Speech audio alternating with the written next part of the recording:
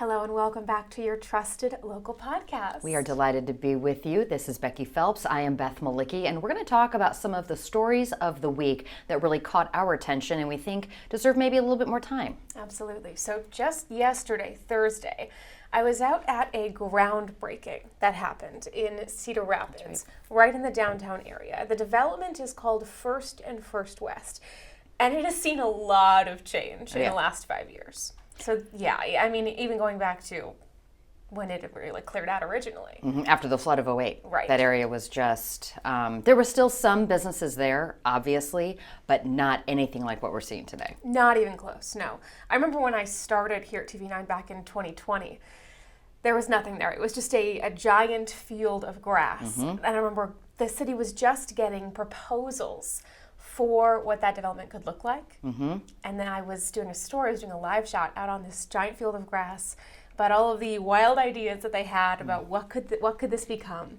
And they wanted the Big Grove Brewery to be there. They wanted apartments. They wanted shops. And I thought, well, if this happens, it's going to be really nice. 5 years later, it is almost completely done. And yesterday, Thursday, as of recording this, they just broke ground on the last piece of that development, which is a hotel. And it's a hotel that in an area that really hasn't seen any hotels since I remember going to Cooper's Mill to go to the diner there and eat pie. And when it did reopen after the flood of '08, but it didn't survive a few years after that. Nothing as far as hotels had been established on the west side of the river, close to what traditionally people refer to as downtown. Yeah, they haven't opened a new hotel there in 46 years. Wow. Okay. Yeah, and that's not the end of it. I mean, city leaders say that they're hoping to open up even more hotels in Cedar Rapids, just trying to really amp up the economic development, trying to get more conventions to come to town, more sporting events to come to town. So this hotel is just one more piece of the puzzle. It's 123 rooms. It's got, a library, a meeting space, outdoor fire pit, and patio. For anyone not familiar with that First and First West development that's happening, it's kind of all close together. So the Big Grove and the Pickle Palace that have opened up, it's a lot of outdoor kind of walkable space, some small shops, kind of trying to get people to come, spend your money, spend some time in that area. And that First and First, for those of us who've been here for 1,001 years, that plot of land sat empty intentionally because it was supposed to be a casino. It was. And then that didn't happen. No. But wait, we're getting a casino. But it's not going to be at First and First. We are. But it is nearby, Correct. Which is part of the timeline for this hotel. They are planning to open in the fourth quarter of 2026, right before the planned opening for the Cedar Rapids Casino, which is New Year's Eve 2026. Which, okay, so when you hear that, you think, wait, it's going to open next year? That seems bananas because, I mean, I know they've been doing some surveying and have architects and whatnot. That'd be a quick build. That would be are they driving it in on the back of a truck? But it's New Year's Eve 2026, so for all intents and purposes, it's opening the beginning of 2027. Right. December In my 31st, brain, I have to think of it that way. 2026, the very end of the year. So Becky, you are in a different age demographic than I am. No shame upon either one of us. It's just a real reality. But I feel like my husband and I are entering this new chapter now that we're empty nesters, where we are going to get to go out and explore Cedar Rapids instead of being tethered to our kids' extracurricular activities. And you can do fun, cool things on your time off, and you spend time at First and First. Absolutely, yeah. So what do you do? It's really fun, actually. So Big Grove has a lot of outdoor space, so fire pits. They have cornhole there. Pickle Palace has little games and stuff, but they also just have this really nice roof area. Okay. Where people can hang out. I've been to some gatherings there, some parties, people host events there, and it is always busy. Downtown Cedar Rapids has kind of gotten a rep for being pretty slow after COVID happened. Okay. It's been very slow. There's not a lot of foot traffic downtown Cedar Rapids. Especially at lunch hour, for sure. Especially at lunch hour. Compared to pre-COVID, yeah. Yeah. First and First West is always packed. What about parking, though? It's terrible. Oh, okay. Yeah, it is. Good problem to have, but still a problem. Really, really rough. They have a parking lot right across the street of First, which makes that quite the intersection. Because you have to cross a... You have to cross, and they have a pedestrian crosswalk, but it's dangerous. And there's a few little shops, Aroma Pizza, Martinis. Yes. I'm walking through one of the tunnelways. They have, don't quote me on this, it looked like maybe like a makeup place. Well, I know there's a salon, and I can't think of what it's called. Is it a studio? There's something called studio. It's some kind of, hair salon. There's a cookie place. Yeah. So there's a lot going up there. Are they going to build a ramp? There are a parking ramp, you mean? Yeah. Yes. Okay. Yes, there's a parking ramp going up. Got it. So that's going to be a huge help for the hotel, I'm sure, and then for anybody coming to that area. Because the casino, it's so limited. Once it does open, a lot of casinos have a hotel attached to them. I think of Riverside. Right. That's a big piece of it. There's also a golf course at Riverside, so it's this whole, you can stay for a whole weekend. The one in Cedar Rapids is pretty near downtown, and there's no hotel attached. Yeah, and it's going to be massive. So probably lots of parking lots attached to the casino, but this hotel is expecting to get a lot of business from the casino. Interesting. Yeah, they are looking forward to that. I feel like when I have family visit, because we have no family in Iowa other than ourselves, so when people come up, obviously we can stay in our house and hang, and we do that for a bit, but we always want to show them one element of Eastern Iowa. Sometimes it's Amana's. Sometimes... Oh, I love the Amana's. The one we always go to is Nubo. Yeah. Because there's obviously walkable, a lot of things to see. I feel like First and First, which is technically in the Kingston Village area, and it's the Kingston Yard development, I believe. That is now a new, almost tourist destination potentially. It's getting very big, and it's just down the street, the McGrath Amphitheater. That's right. So come summer, there's going to be a lot of outdoor concerts, and they get some kind of big names at McGrath. They do. So that will be huge for all of the walkable areas there. Well, that is very positive. It's very uplifting.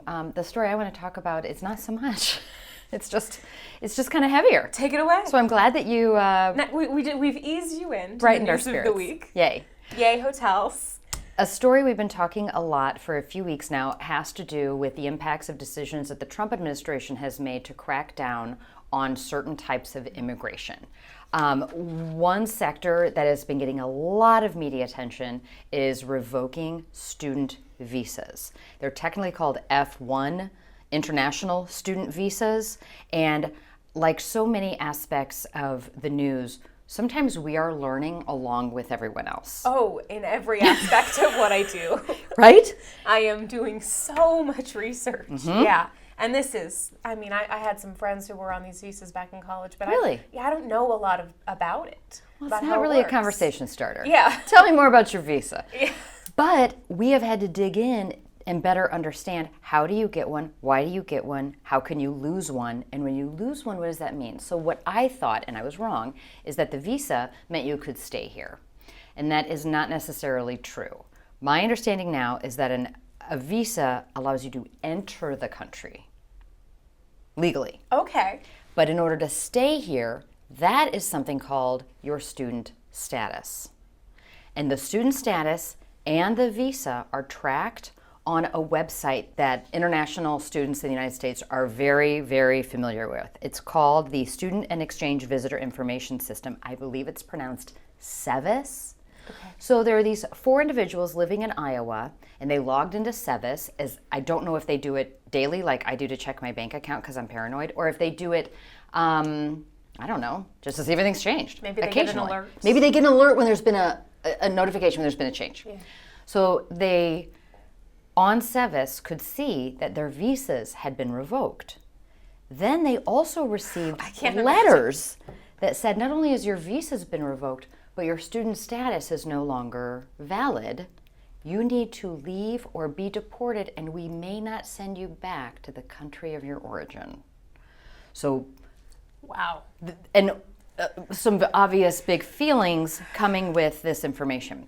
We in the newsroom learned of these developments from a union on campus at the University of Iowa called COGS. Now, it's a union for graduate students, and they have a number of graduate students who work as either TAs or just in their programs as graduate students who are on international visas.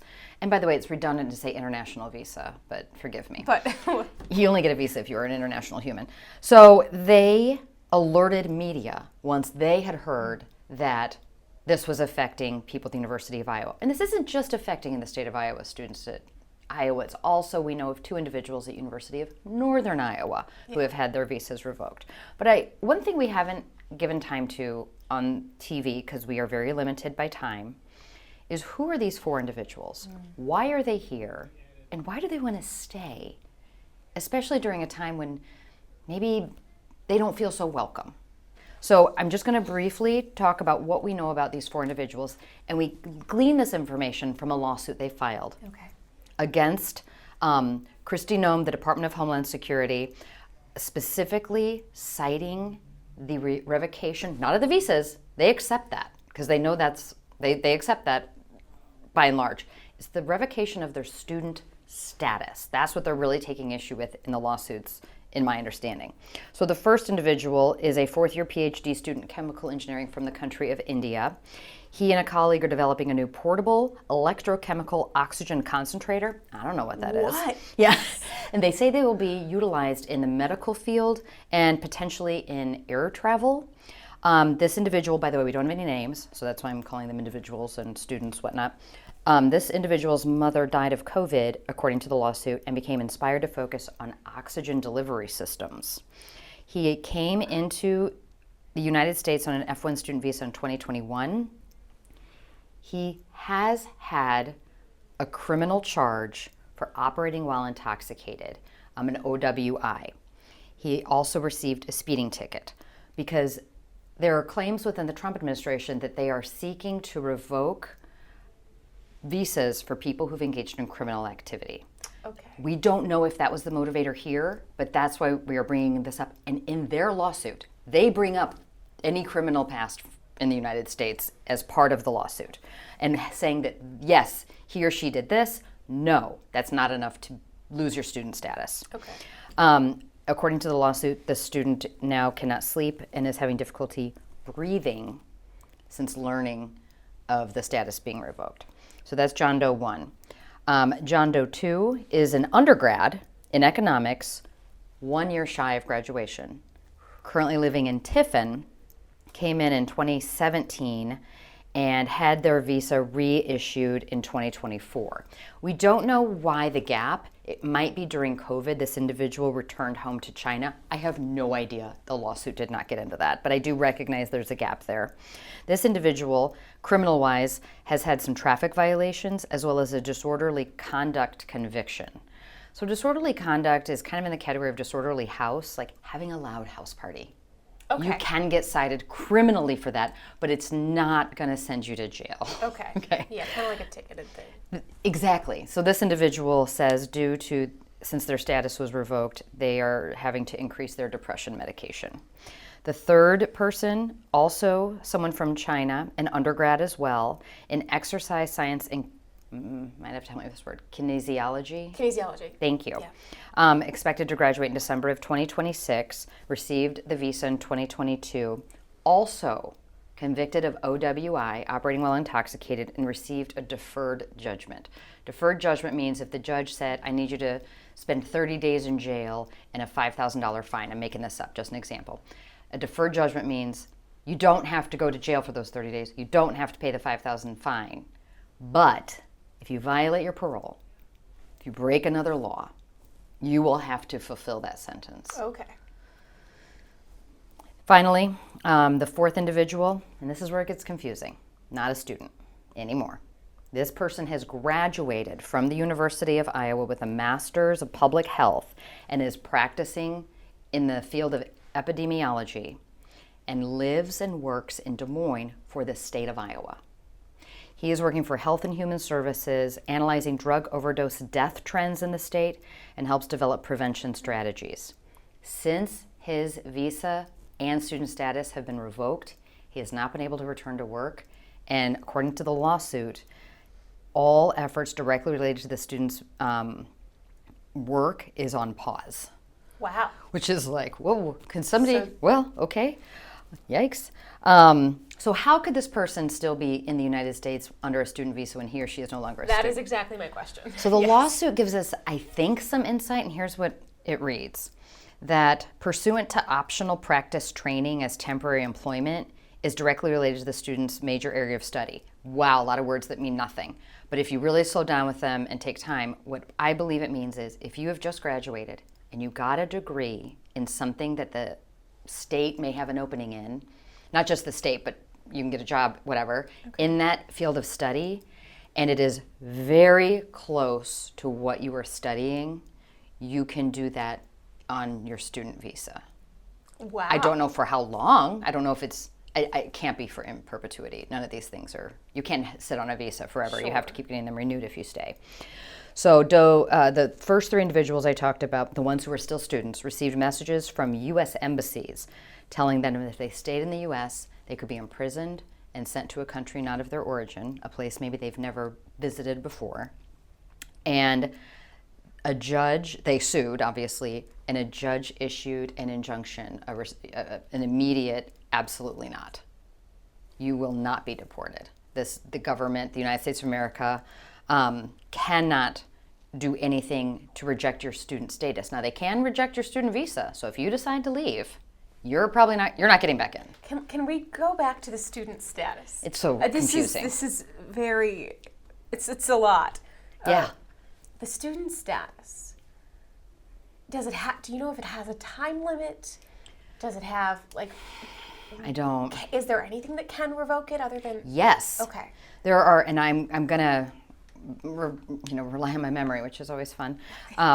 You can have your student status revoked, specifically if you commit a crime of a certain threshold. Is the way the lawsuit made it sound.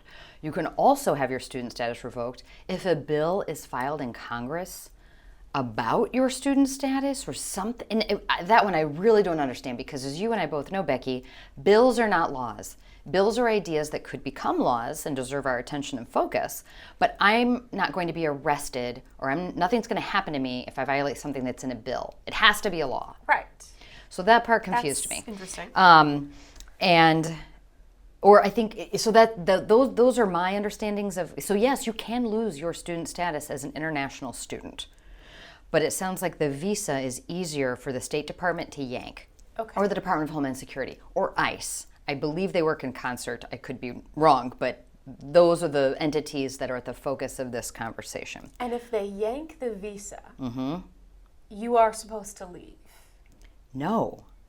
That's what's so confusing. That's what's so confusing because the visa. They couldn't just take the visa. They have to also, in order to do what they're trying to do, the government, they have to take both. They have to take your visa and your student status. So I did not know those were two separate things. We learned that this week. I'm learning right now. And part of me feels like maybe the Trump administration is learning this in real time because today, Friday, they made an announcement saying, never mind on the student status thing. You can stay, but only until we come up with a new policy to revoke your student status. So they are now, this just came out this afternoon. We have like 2 sentences to work with on information, so I can't go too deep. Yeah. So we also checked Pacer, the online platform for us to look up court cases that are of a national variety, federal court cases, and there's nothing in there that shows this lawsuit is now moot because of the government's decision late on Friday. It's not really late, but anything on a Friday feels late. Absolutely, yeah. And so especially for courts. We don't know if these 4 individuals who are here in Iowa on student status are protected with the new announcement from the Trump administration or specifically through ICE, or if it's more of a, we're really going to be in trouble if this new policy says X, Y, Z. Because right now judges across the country are rejecting the Trump administration's assertion that their student status evaporates with their visa revocation. And that seems to be what is motivating ICE and friends to rethink about things, to come with a more forceful and lawful way to remove these people. And again, we don't know why. There are way more than 4 people at the University of Iowa on visas. So why these 4? Is it because of their criminal infractions? That would be my thought. I don't have any other... There's no way of knowing, I suppose, unless ICE were to come out and say, oh, this is the list we came up with. And we think back, we've heard repeatedly from the Trump administration, when it comes to immigrants, they are focusing primarily, not only, but they say they are focusing primarily on people with criminal records, people who are dangerous. Now, in practice, we're not always seeing that. We are seeing some tightening on legal immigration practices. So, we can only we can only quote what they say and what the guidance is, but we also have to hold folks to account on what the action is. And the action today is people who lost their student visas across the country may be breathing a sigh of relief that they can stay based on what ICE just said, but I bet they're all waiting for what comes next. Because this seems to be a pretty common theme. Yes. So far. There's been so much give and take and push and pull, especially with the ongoing tariff situation, that everyone just seems to be, you have to stay on your toes. There is no real breath of relief. There isn't. And we have this conversation in the newsroom, and I think we've all had it with our families and friends, is people feeling this sense of overwhelm, no matter where they are on the political spectrum. They just feel like they can't keep up because it's moving so fast. And I get paid, you and I get paid to pay attention to this for 40-ish hours a week, as well as our producer, Elizabeth Neruda. And so we have an unfair advantage. Even in times of discord and so-called chaos, we do dig in. And does that take a toll on our mental health? Obviously, you've seen us. We've seen each other. And that's part of the job. I don't expect my mom or my husband or my kids to follow every machination. But I do expect them as citizens to pay attention and be judicious in the sources they're getting their information from, Mom.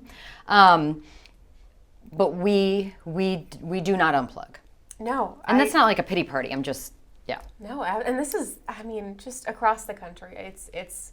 I pulled this number from AP about the international students. 1,220 students across 187 colleges, universities, and university systems had their visas revoked or their legal statuses terminated. So you're saying University of Iowa is just 1 out of 187. Yeah. UNI is number 2 out of 187. I mean, that is, so what we are saying today, although it's hyper relevant to Eastern Iowa, it is occurring, I would assume, in every state. In every community. Yeah. Yeah. Which is it also goes to show that there are these international students in every community. They are, and the thing that especially the University of Iowa benefits from is the financial reality of international students. Out-of-staters pay a lot because they're not getting subsidized by taxpayers within the state, and international students fall in that out-of-state category. It would be fascinating to see what would happen if we could no longer have all of those international students. That or would, at least a portion of them. Yeah. Yes. The financial hit, especially it would be everywhere, but especially to the University of Iowa, would be detrimental to its sustainability just based on the numbers. Yeah. It will be interesting to see what comes next with this series of legal challenges. Stay tuned. Stay tuned. All right. Well, that is all that I have for us. Great, same. All right. Well, thank you, as always, so much for joining us on your Trusted Local podcast. Have a good one.